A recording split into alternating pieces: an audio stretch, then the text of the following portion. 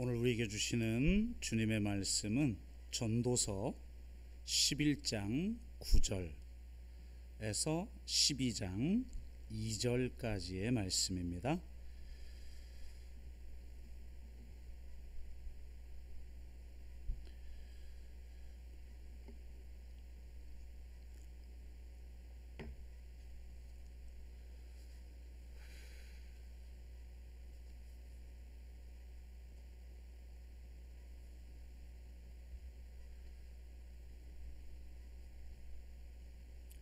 네, 다 찾으셨으면 우리가 한 목소리로 같이 읽도록 하겠습니다. 같이 읽습니다. 청년이여, 내 어린 때를 즐거워하며 내 청년의 날들을 마음에 기뻐하여 마음에 원하는 길들과 내 눈이 보는 대로 행하라.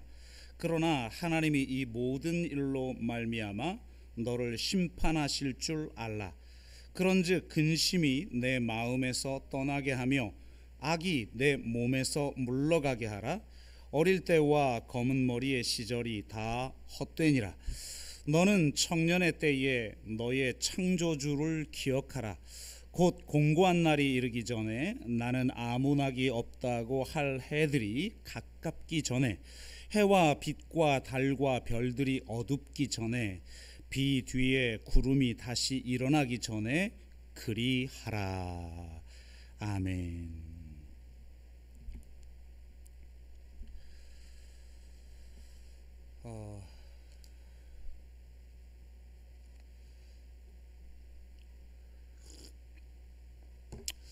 네, 정말 코로나 때문에도 힘들고, 날씨가 너무 더워서 힘들고, 요즘 밤잠 많이 설치시죠? 정말 보통 일이 아닌 것 같은데요. 또 이 공간도 일주일 내내 대표져 있다가 저희들이 이 공간을 사용하기 때문에 많이 더운 것 같습니다. 그죠? 네. 또 그쪽 끝은 더 더울 것도 같은데요. 반주자 자리는. 네. 제가 아무리 더워도 수요 영성 집회 빼고는 양복 웃두리를 벗어본 적이 없는데, 한번 늘 똑같은 것보다 새로운 게 좋을 것도 같고 해서 제가 윗도리를 좀 벗고, 그렇다고 다 벗는 건 아닙니다. 기대하지는 마시고, 네, 옷도리를 좀 벗고 좀 한번 설교를 해보도록 하겠습니다. 12년 만에 처음인 것 같은데요. 너무 더운데요, 저는. 네.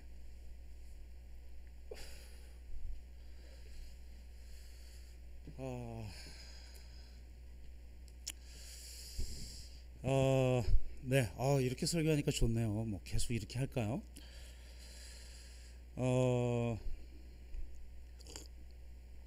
여러분, 젊은이와 늙은이의 차이가 무엇인지 아십니까? 젊은이는 저를 묻는 사람이라는 뜻이라고 합니다. 저를 묻는 이, 이게 젊은이고, 늙은이는 늘 그러니라는 뜻이라고 합니다. 그러니까 젊은이와 늙은이의 차이는 나이에 있지 않다는 겁니다. 젊은이와 늙은이의 차이는 질문을 가지고 사느냐, 그렇지 않느냐의 차이라는 겁니다. 질문이 있다면 나이가 들어도 젊은이요, 질문이 없으면 나이가 어려도 늙은이인 거죠. 그럼 질문의 유무는 무엇이 결정할까? 바로 비전입니다. 하나님이 주신 마음의 소원이 있으면 질문이 생깁니다. 다른 말로 하면 삶의 이유와 목적이 분명한 사람들이 젊은이인 것이죠. 비전이 생기면 질문이 생기고, 비전이 부재하면 근심이 생기는 법이죠. 그렇기에 오늘 메시지는 나이가 적은 사람들에게만 해당하는 것이 아니라 우리 모두에게 주시는 하나님의 말씀이라고 생각을 합니다. 지난주 우리는 9장 10절까지 말씀을 나누었습니다. 9장 11절에서 11장 6절까지의 말씀은 불확실성의 세계를 여러 주제로 다양하게 보여주면서 그런 세상에서 어떻게 살아갈 것인가에 대해서 이야기를 나눕니다. 11장 7절에서 12장 8절까지는 청년에 대한 주제를 다루고 있습니다. 그리고 12장 9절부터 14절 마지막 절까지가 전도서의 결론부입니다. 전반기에 전도서를 모두 다루려고 했는데 아무래도 그렇게 하지는 못할 것 같습니다. 9장 11절에서 11장 6절은 내용이 너무 복잡하여서 한 번에 다루기도 어렵고 주제도 전반기 마지막 주제로는 적합하지 않은 것 같습니다. 그렇다고 결론부를 다루고 전도서를 그냥 끝내기도 어려워서 바로 이 중간부에 해당하는 이 청년의 주제를 전반기 마지막 설교 본문으로 선택을 했습니다. 전도서 정말 만만치 않았는데요. 전통적으로 해석하는 그런 입장에서 해석을 하면 크게 어렵지 않지만 우리가 추구하는 하나님 나라 신학으로 그리고 또 새로운 관점에서 이 전도서를 어떻게 읽을 것인가에 대한 고민을 하다 보니까 참 내용이 많이 어려워진 것도 같고요. 또 저 자신도 준비하는 게 만만치 않았던 것 같습니다. 어제도 3시 넘어서 설교 준비가 끝나 4시쯤에 잠이 들었던 것 같은데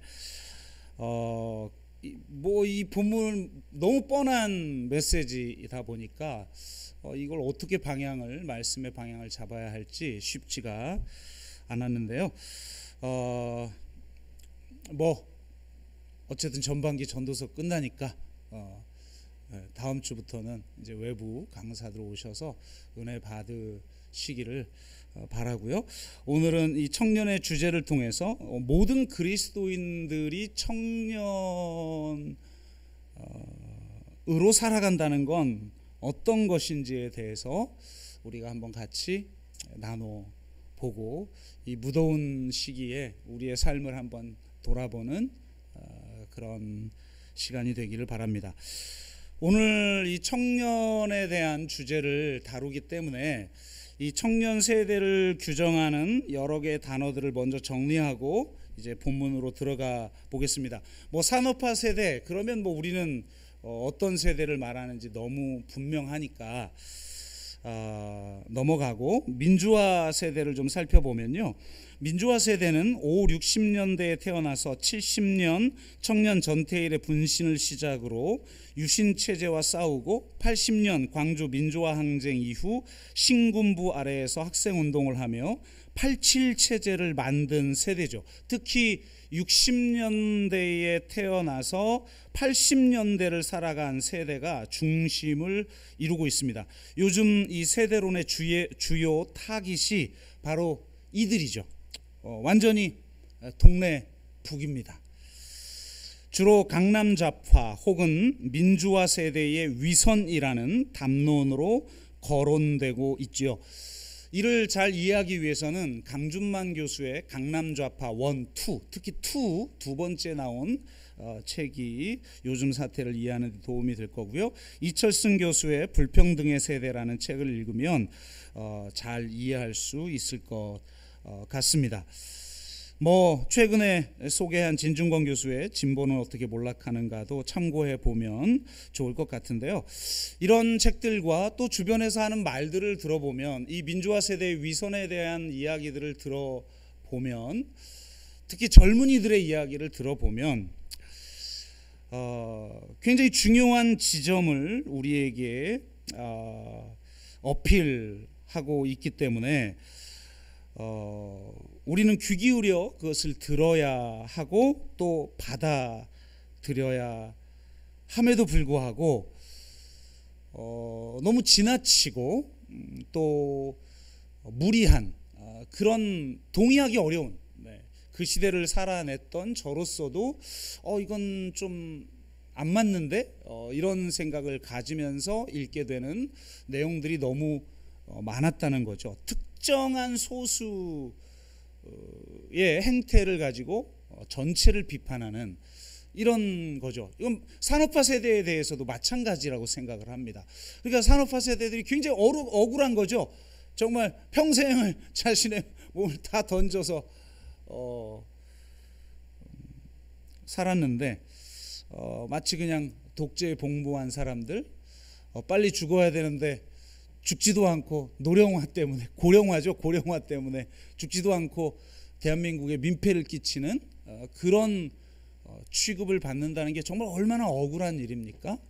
저는 그런 시각으로 산업화 세대를 바라봐서는 안 된다, 이렇게 저는 생각을 하고 있고, 마찬가지로 민주화 세대도 그렇다고 생각을 합니다. 민주화 세대의 긍정적인 면들을 좀 새롭게 보아야 할 필요성이 있다, 이렇게 생각하고요.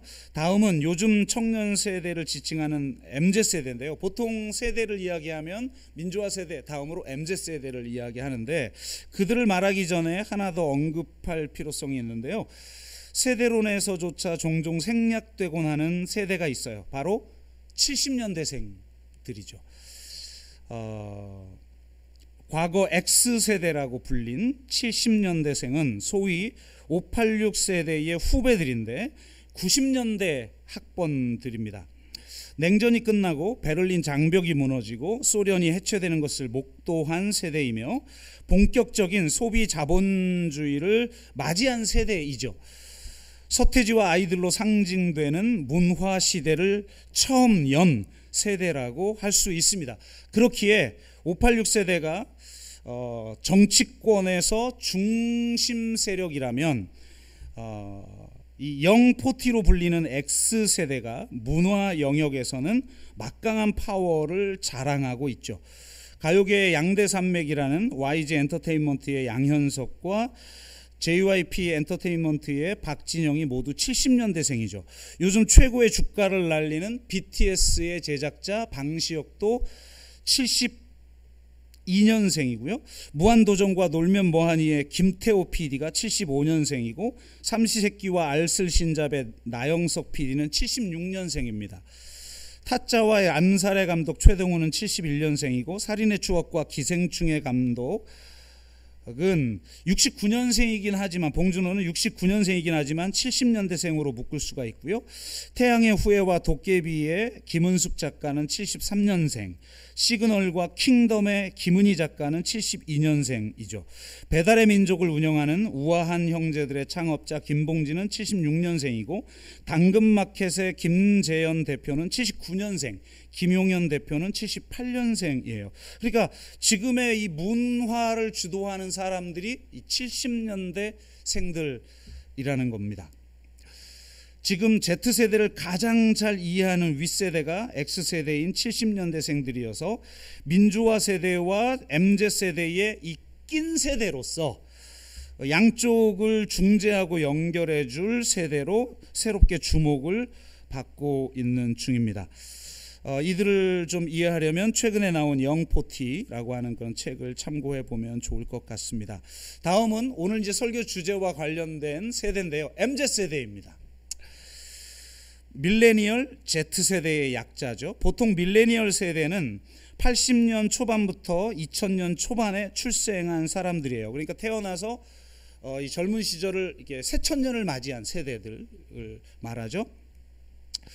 그런데 요즘은 이것도 세분화시켜서 주로 80년대생을 밀레니얼 세대라고 말하고 90년대생을 Z세대, 그러니까 새천년을 맞이하기 마지막 세대, 그러니까 알파벳에서 마지막 글자인 Z를 사용하죠. 이게 재미있게도 90년대생에 관한 책들 중에 유명한 책들은 제가 이렇게 연도세를 일부러 찾아봤어요. 설교 준비하면서 작가들을 다 뒤져가지고 놀랍게도 전부 80년대생이더라고요. 가장 유명한 책이 90년생이 온다죠. 문 대통령께서 모든 청와대 직원들에게 선물해서 더 유명해졌죠. 요즘 핫 이슈인 공정 담론과 관련하여서는 공정하지 않다라는 책이 매우 좋습니다. 부제가 90년대생들이 정말 원하는 것입니다. 지난번에 소개한 추월의 시대도 좀 도움이 될 것도 같은데요. 물론 페미니즘 시각에서 세대를 바라보는 책들도 많이 있지만 너무 많아서 좀 소개하기는 쉽지 않은 것 같습니다. 오늘 우리가 나눌 주제와 관련해서 이들 MZ세대가 매우 중요한데요. 이들은 전도자가 말하는 청년 세대의 모습을 가장 잘 보여주는 것 같습니다. 11장 9절을 보면 전도자는 청년들에게 지금 우리에게 주어진 그 젊음이라는 걸 좀 마음껏 누려라, 이렇게 이야기를 합니다. 9절 볼까요?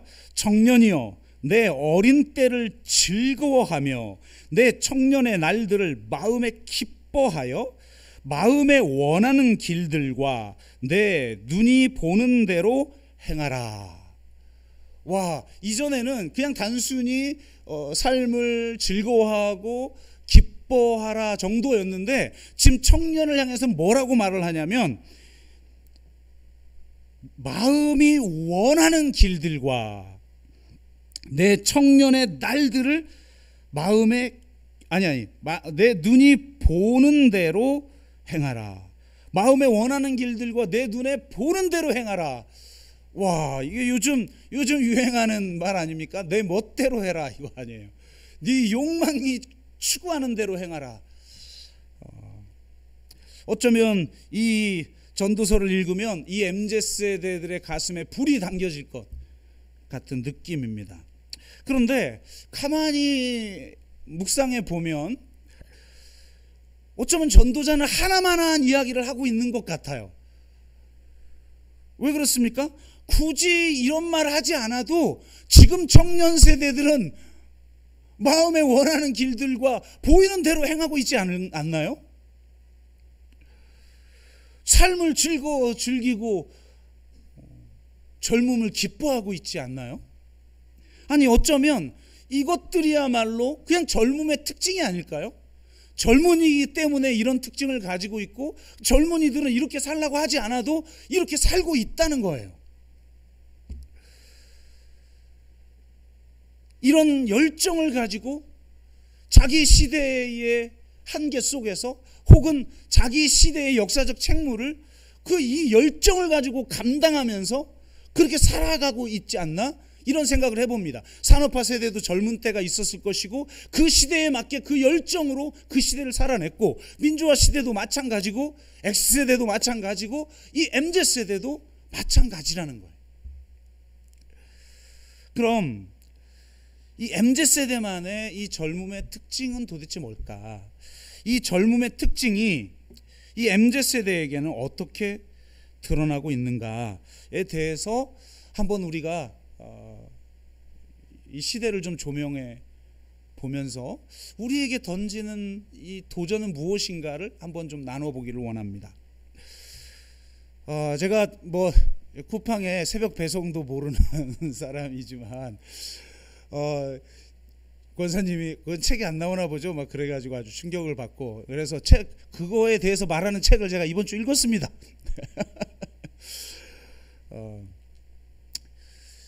국내 유일의 20대 전문 연구소인 대학내일 20대 연구소가 쓴 밀레니얼 Z세대 트렌드 2021이라는 책인데요. 창의성, 모험성, 파급력이라는 면에서 막강한 힘을 보여주고 있는 MZ세대를 소비 트렌드라는 측면에서 분석한 책이에요. 제가 이 책을 읽으면서 와, 나 진짜 정말 구닥다리구나. 제가 너무너무 구닥다리라는 걸 알게 됐어요. 그리고 도저히 나는 이제 자리를 내주고 물러나야 될 때가 됐구나. 도저히 이 문화는 내가 따라갈 수가 없구나. 흉내낼 필요도 없구나.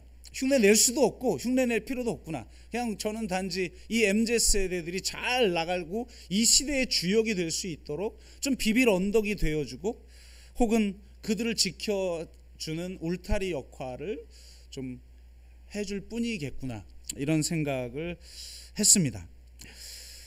이런 현대 이 MZ 세대들의 이 앞서가는 트렌드를 읽으면서 제 개인적으로는 두 가지를 느꼈어요. 하나는 긍정적인 면이고 하나는 부정적인 면인데요.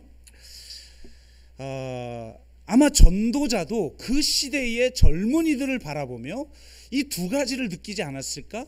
그렇기 때문에 오늘 이 말씀을 하지 않았을까? 이렇게 생각해 보게 됩니다. 먼저 긍정적인 면을 좀 다뤄볼까요? 인스타그램에는 절망이 없다라는 책이 있어요. 재미있게 이 책도 80년대생이 썼습니다. 그 문화평론가가 쓴 책인데요. 그는 88만 원 세대로 불리기 시작한 밀레니얼 세대가 꿈을 강요당했다는 거예요. 너희들 꿈꿔라, 꿈꿔라, 꿈꿔라, 이런 소리를 듣고 자랐다는 거예요. 근데 막상 청년이 되고 났는데 그 꿈을 이룰 수 없다는 현실 속에서 불안에 사로잡힌 세대였다는 거예요. 왜냐하면 바로 이들이 청년 시기에 접어들었을 때 바로 97 IMF를 겪었고, 정말 자기 자녀들을 책임져야 될 시기에 2007년 금융위기를 겪은 세대 아니겠어요? 그러니까 이들 안에 이들의 가장 중요한 특징은 분열인데, 이중성이고 분열인데 두 가지가 있다는 거예요. 꿈을 꿔야 된다는 강박, 꿈을 이루어야 된다는 어떤 강박, 동시에 현실에 대한 불안. 이 두 가지 분열이 80년대생부터 강력하게 대두됐고 90년대생들에게 이것이 더 심화됐다는 겁니다. 그래서 90년대생들은 소위 헬조선, M4 세대 혹은 20대 개새끼론인가요? 설교 때 말하기는 좀, 이건 학술 용어예요. 욕이 아니라. 이런 말로 대변되는 시대를 그들은 지금 살아가고 있는 거죠. 그러니까 이 분열 속에서 환상을 추구하고, 왜냐하면 현실이 불안하니까 이상적인 어떤 것들을 만들어내면서 환상을 추구하고 이미지를 소비하는 취향 공동체가 되어버렸고, 무엇보다도 공정을 최고의 가치로 여기게 되었다는 거예요. 여러분, 지금 청년들이 말하는 공정이라는 건 제가 볼 때는요, 가장 낮은 수준의 정의예요. 정의에는 여러 가지 개념이 중첩되어 있는데 그 중에도 가장 낮은 수준의 정의를 지금 젊은이들이 외치고 있다고요. 비정규직의 정규직화를 비판하고 심지어는 안티페미니즘으로 전환되고 있는 어설픈 공정을 주장하죠. 그런데 왜 그들이 이런 낮은 수준의 공정을 주장하는가? 그것은 그들이 이렇게 낮은 수준의 공정에 목을 메우는 이유는 그들이 이런 공정이라도 이루어져야만 자신의 삶이 가능해지는 낮은 계급으로 전락해버렸다는 거예요. 한 세대 자체가. 그러니까 이거라도 안 이루어지면 자신들이 무너져 버리는 거죠. 그들은 생존을 위한 마지막 길로 공정성이라도 붙들어야 자신의 삶이 가능한 그런 세대라는 겁니다. 참 안타까운 일이죠, 지금 청년들을 바라보면. 하지만 이런 열악한 환경에서도 그들은 그들 나름대로의 살 길과 그들 나름대로의 문화를 창의적으로 만들어내고 있더라고요.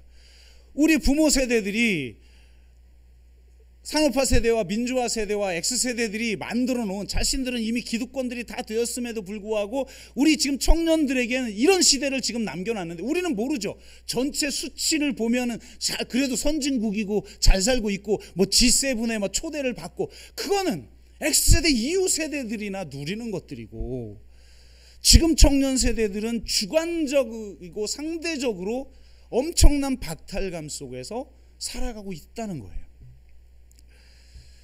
그런데도 그 여건 속에서도 자신들이 가지고 있는 이 전도서가 긍정하고 있는 이 삶을 즐거워하고 기뻐하며 자신의 원하는 길들과 눈에 보이는 대로 행하는 그 젊음의 생명력으로 나름대로의 창의적인 문화를 만들어내고 이 시대를 주도하고 있다는 겁니다.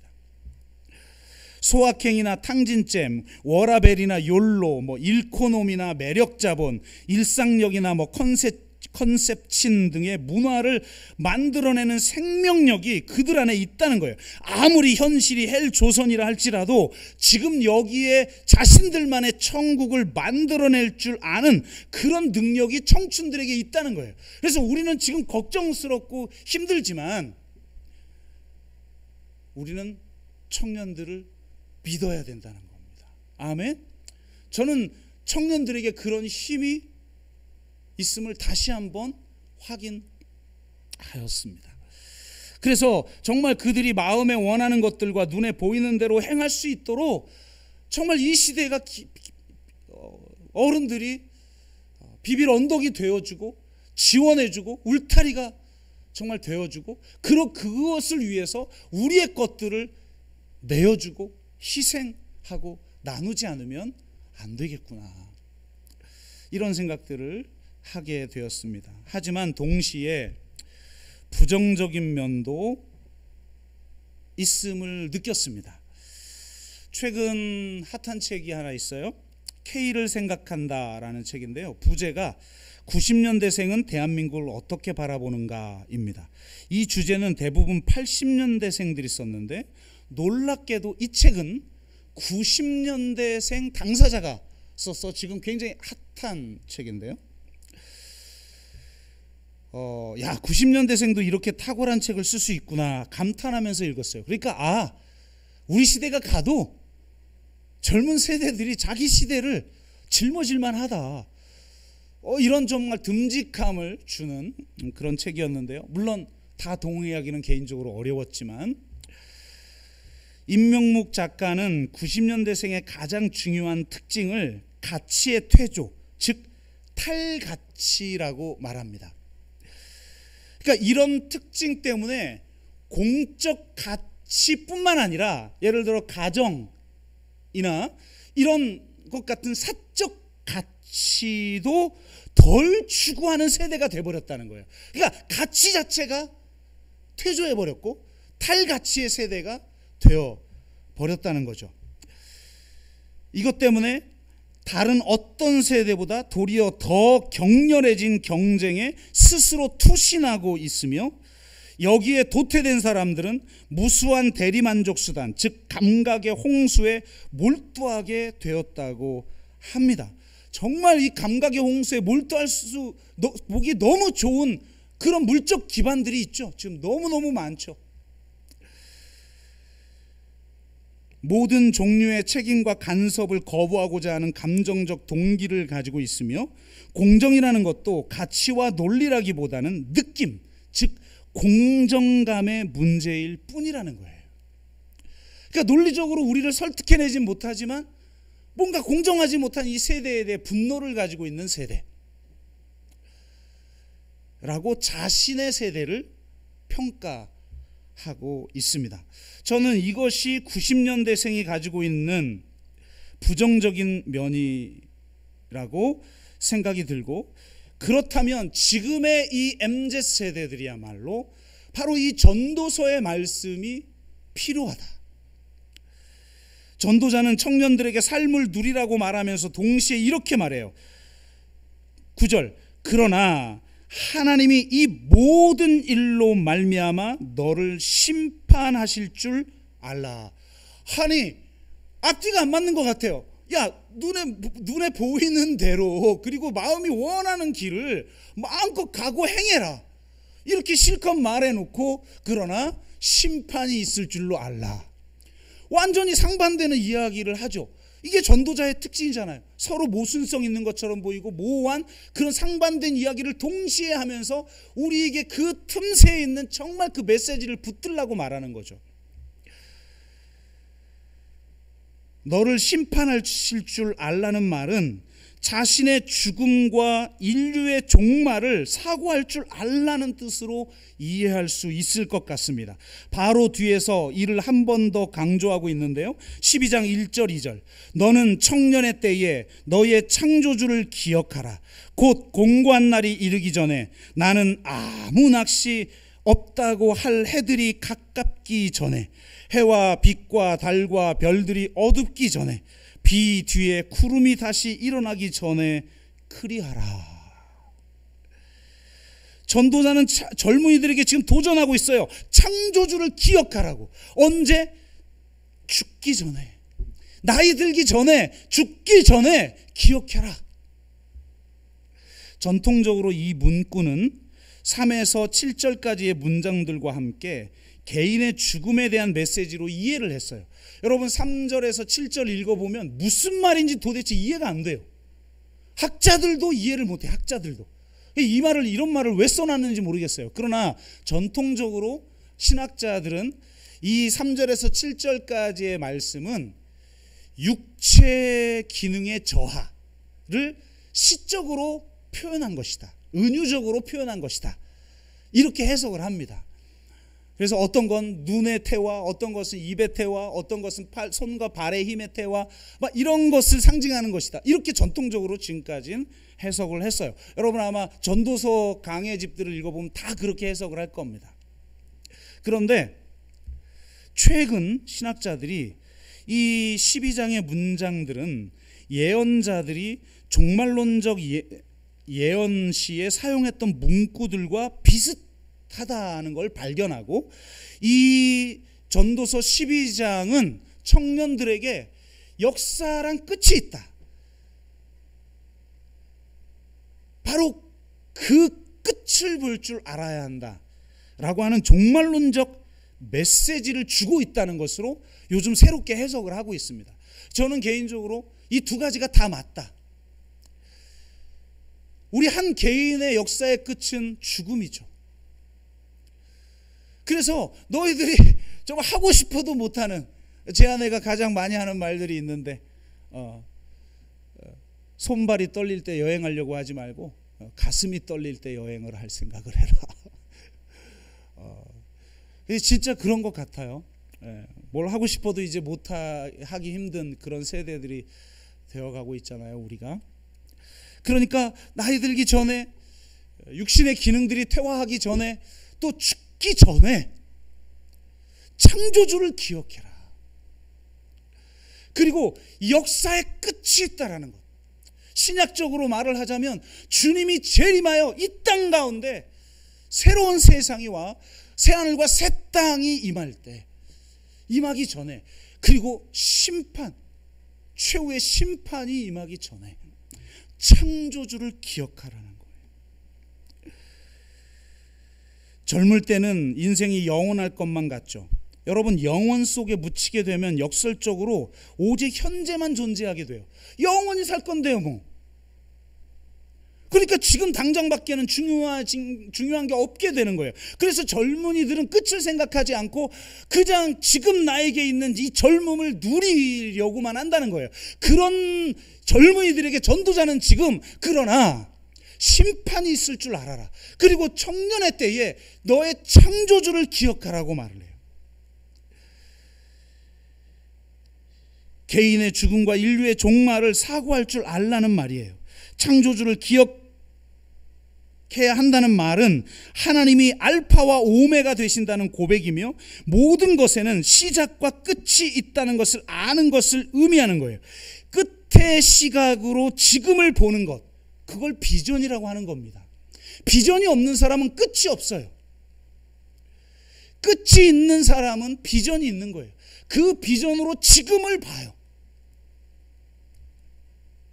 비전이 없으면 인생은 부패하게 됩니다. 잠언 29장 18절, 묵시가 없으면 백성이 방자히 행하거니와. 그저 지금 영원한 현재만 존재하는 거죠. 지금 내 삶에 있는 거, 소확행을 누리고 그냥 욜로의 삶을 누리고 지금 까르페 디엠 하면서 지금 나에게 주어지는 삶을 그냥 누릴 뿐인 거예요. 끝이 없으니까, 비전이 없으니까, 묵시가 없으니까.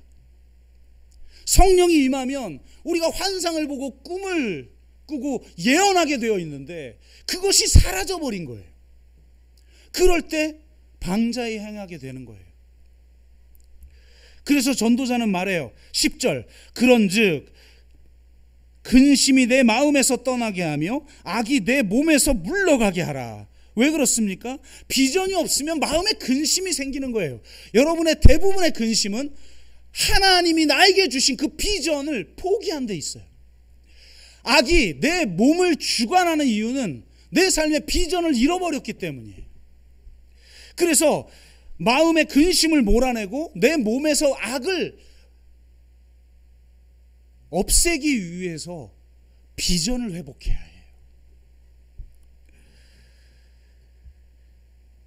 하나님 나라의 비전을 붙들고 하나님의 사명을 붙들고 삶을 누리는 욕망을 긍정하되 그 힘으로 하나님의 뜻을 이루는 삶을 살아야 돼요.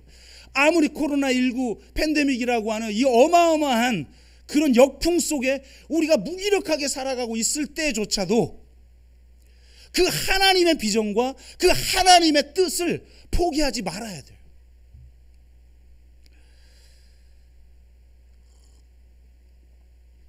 대선 후보 중에 한 명인 황교안 전 총리가 최근 페이스북에 이런 글을 올렸더라고요.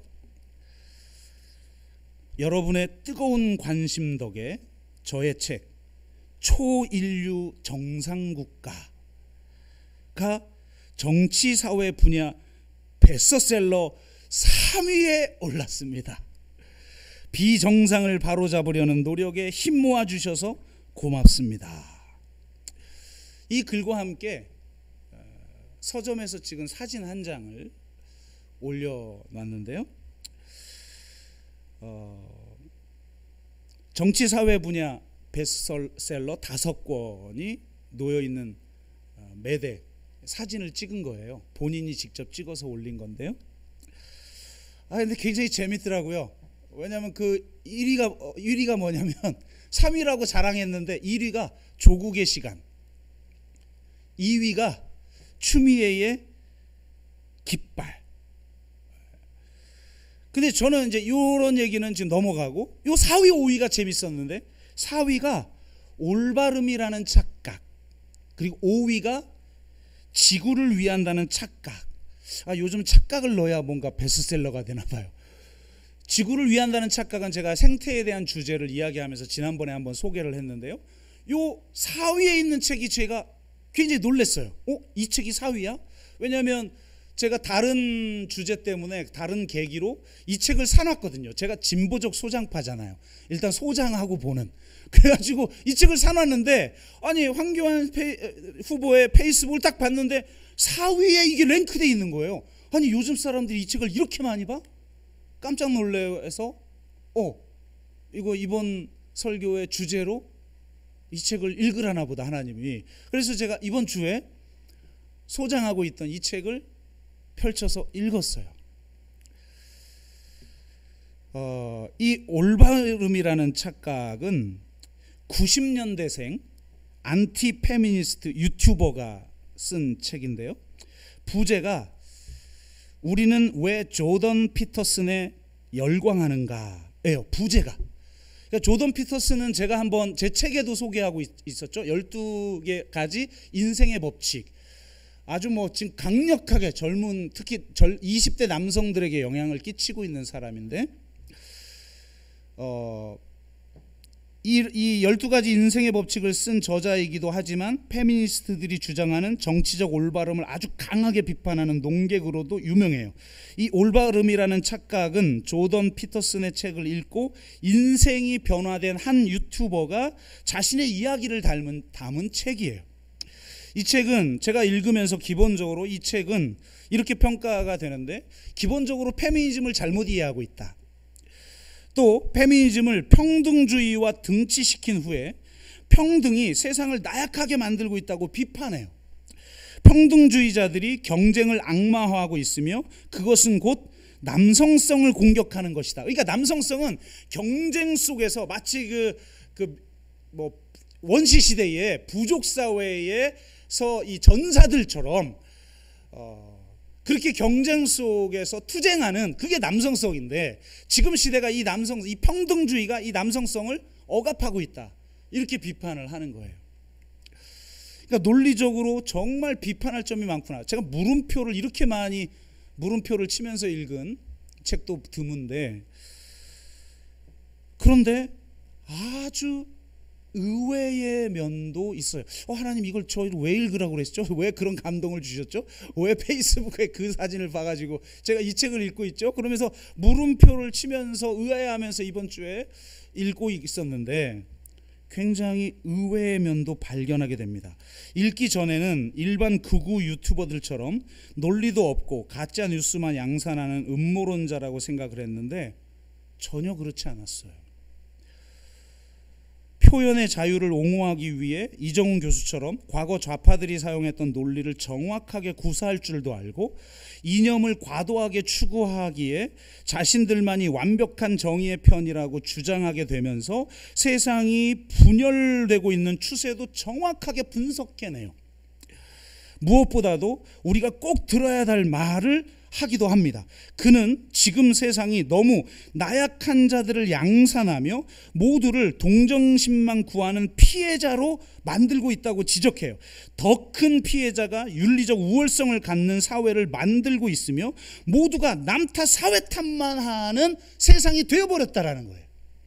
다 정의롭고 모두 남의 탓이고 모두 사회 탓인 그런 감성을 가진 시대가 되어버렸다는 거예요. 이걸 극복하지 않으면 안 된다는 겁니다. 이를 극복하기 위해서 고통을 감내하며 자신의 인생에 대해 책임을 지는 행위를 통해서 의미 있는 삶을 만들어내는 삶을 살아야 한다는 거예요. 이런 삶을 살기 위해서는 분명한 목적과 목표를 가지고 시련을 감내하는 숭고함을 추구해야 된다는 거예요. 그런데 그렇게 말하면서 그는 자신이 교회는 나가지 않지만 기독교인이라고 밝혀요. 기독교적 가치를 추구하는 것이 이 사회에 필요하다라고 당당하게 이야기합니다. 유물론적 사고가 덕과 선의 가치를 무너뜨려 버렸다는 거예요. 덕과 선의 가치를 무너뜨렸으며 결국은 허무주의를 조장했다고 비판해요. 그가 가장 중요하게 여기는 이 숭고함이라는 가치는 결국 영적이고 종교적인 가치체계에서 비롯된다고 주장해요. 그래서 우리가 이 사회가 영적 가치를 회복하며 그 숭고함의 가치를 추구하면서 아무리 삶이 힘들고 어려워도 버텨내고 돌파하고 결국은 그 자신의 삶에서 이루려고 하는 그 목적과 그 목표를 위해 분투하는 삶을 살아야만 한다. 아주 강력하게 이야기를 하면서 자신의 과거에 있었던 삶을 이야기하는데요. 저는 굉장히 설득력 있는 부분도 있고 정말 이 시대의 젊은이들이 들어야 할 부분도 이야기하고 있구나, 그런 생각을 하게 되었어요. 바로 이걸 지금 전도자가 말하는 거예요. 삶을 즐거워하고 기뻐하며 마음이 원하는 것들과 눈에 보이는 대로 행하는 그 생명력을 포기할 필요가 없어요. 하나님이 주시는 선물이에요. 이 시대를 완전히 새롭게 만들 힘들이 질문을 가진 자들에게 있어요. 나이가 들어도 그런 질문을 포기하지 않는 자에게는 생명력이 있어요. 그 안에 성령이 끊임없이 그런 생명력을 우리에게 선물로 줘요. 바로 그런 사람들이 새로운 세상을 만들어내요. 그런데 바로 그 생명력을 어디에 사용해야 되느냐?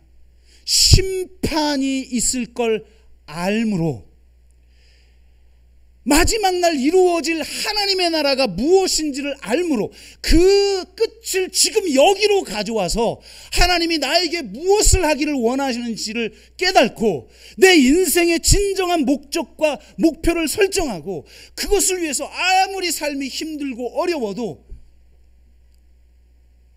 하나님이 내 안에 마음의 소원을 주셨다면 하나님이 반드시 친히 행하셔서 그것을 이루실 것이라는 걸 믿고 버티고 끝까지 달려갈 길을 마치려는 그 믿음의 싸움을 싸워야 된다는 거예요. 젊은이들에게 이것이 있어야 된다는 겁니다. 부정적으로만 몰고 가지 말고 삶을 긍정하고 그 속에서도 불평하지 않고 감사하면서 새로운 삶을 우리가 만들어갈 줄 알아야 된다는 겁니다. 전도자는 그냥 창조주라고 말하지 않았어요. 너의 창조주를 기억하라고 말해요. 나와 인격적인 관계를 맺는 창조주라는 거예요. 나와 인격적 관계를 맺고 있는 하나님은 나를 향한 놀라운 계획들을 가지고 계십니다.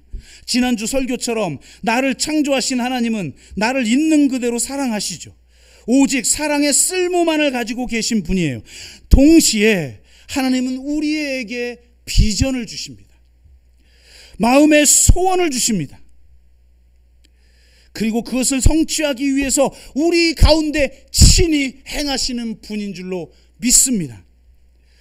빌립보서 2장 13절, 너희 안에서 행하시는 이는 하나님이시니 자기의 기쁘신 뜻을 위하여 너희에게 소원을 두고 행하게 하시나니. 자신의 뜻을 이루기 위해서 우리 마음에 소원을 주신다는 거예요. 목적과 목표를 주신다는 거예요. 그리고 그것을 이루기 위해서 친히 행하신다는 거예요. 빌립보서 1장 6절, 너희 안에서 착한 일을 시작하신 이가 그리스도 예수의 날까지 이루실 줄을 우리가 확신하노라. 아멘.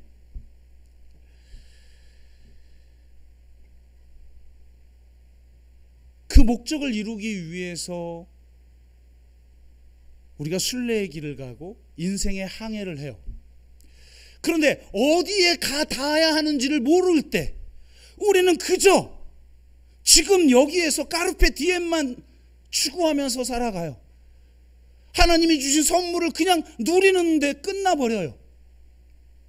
그런데 자신을 묻는, 질문을 가지게 만드는 비전을 가진 자, 하나님이 우리 심령 가운데 주신 마음의 소원을 포기하지 않는 자는 분명한 항구, 목적지를 안다는 거예요.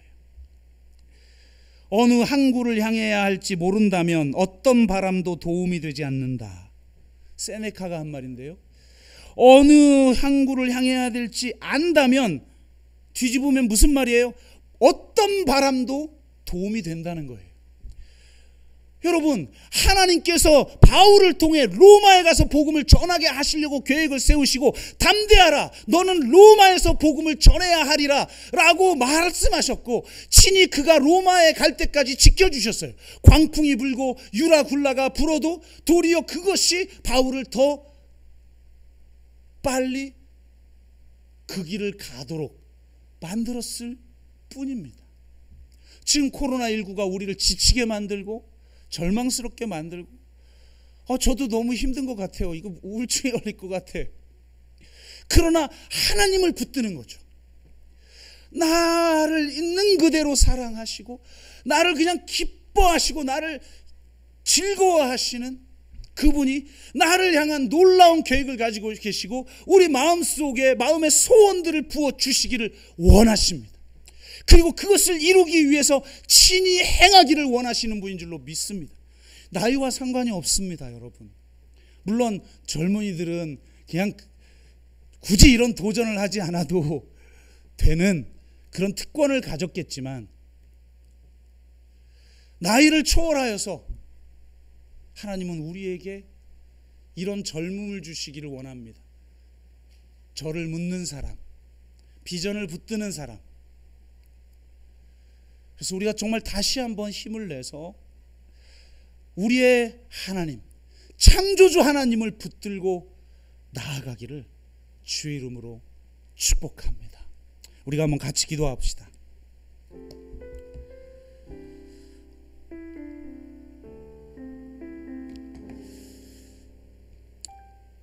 참 지치죠. 특히 소상공인들은 너무 어렵습니다. 앞길이 막막하고, 지금 젊은이들, 자신의 인생을 만들어가야 하는 젊은이들에게도 너무 어려운 시기입니다.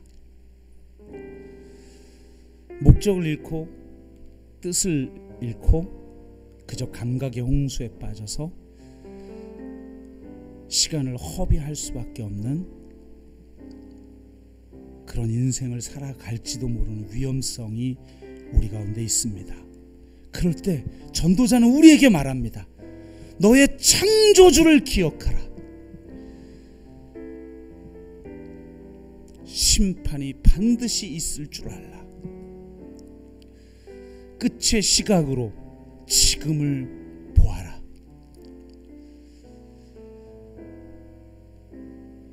그래서 지금을 누릴 줄 아는 그 힘으로 동시에 하나님의 선물을 마음껏 누릴 줄 아는 사람인 동시에 하나님 나라의 비전을 품고 하나님이 우리 가운데 주신 그 마음의 소원을 이루기 위해 믿음으로 반응하는 그런 우리가 되게 해달라고. 주님, 너무 무기력해져 버려서 아무 힘도 없고 활력도 없는 그런 우리가 되어버렸는데, 주님 성령이 오늘 오셔서 지금 예배드리고 있는 각자 처소에서 예배드리고 있는 온라인으로 예배를 드리고 있지만 그곳에 찾아가셔서 성령을 부어주시고 꿈꾸게 하시고 환상을 보게 하시고 예언하게 하시고 내 인생을 통해 이루시길 원하시는 그 마음의 소원을 다시 발견하여 주님 불을 일으켜 주십시오. 그래서 이 힘든 코로나19 팬데믹의 상황을 능히 이겨내고 버텨내고 준비하며 이 속에서도 당신의 뜻을 이루어 드리며 살아갈 수 있게 하여 주시옵소서. 그렇게 한번 우리가 같이 기도합니다. 한 목소리로 기도합니다. 하나님, 그렇습니다. 우리가 가야 할 항구가 분명하다면 어떤 바람도 우리에게 유익한 줄로 믿습니다. 너의 창조주를 기억하라. 그것도 젊은 날 창조주를 기억하라고 말씀하시는 주님. 끝이 있음을 알라, 심판이 있음을 알라라고 말씀하시는 주님. 내 인생을 정산하는 그날 부끄럼 없는 삶을 살기를 원합니다. 영원한 현재에 빠져 지금 여기에서 오직 까르페 디엠만, 하나님의 선물만 누리는 삶이 아니라 하나님의 사명을 감당하는 삶도 살아가게 하여 주시되, 자원이 없고 힘이 없어서 이루지 못할 것 같은 불안에 사로잡히는 것이 아니라 그 근심과 악을 버리고 오직 우리 마음에 소원을 주신 그 하나님께서 우리 가운데 친히 행하신다는 것을 믿고 나아가게 하여 주시옵소서. 우리 안에 착한 일을 시작하신 이가 주 예수 그리스도의 날까지 그 반드시 이루실 걸 확신하며 나아가는 우리의 삶이 되게 하여 주시옵고, 특별히 우리 젊은이들에게 하나님 성령을 부어주셔서 꿈을 꾸고 환상을 보고 예언을 하는, 그래서 이 세상을 완전히 새롭게 만들어가는 그런 우리 젊은이들이 되게 하시고, 나이를 떠나 우리 모두가 참다운 그리스도인이야말로 참다운 청년임을 고백하며 끝까지 달려갈 길을 마치는 우리 모두가 되게 하여 주옵소서. 감사드리며 예수 그리스도의 이름으로 기도드리옵나이다. 아멘.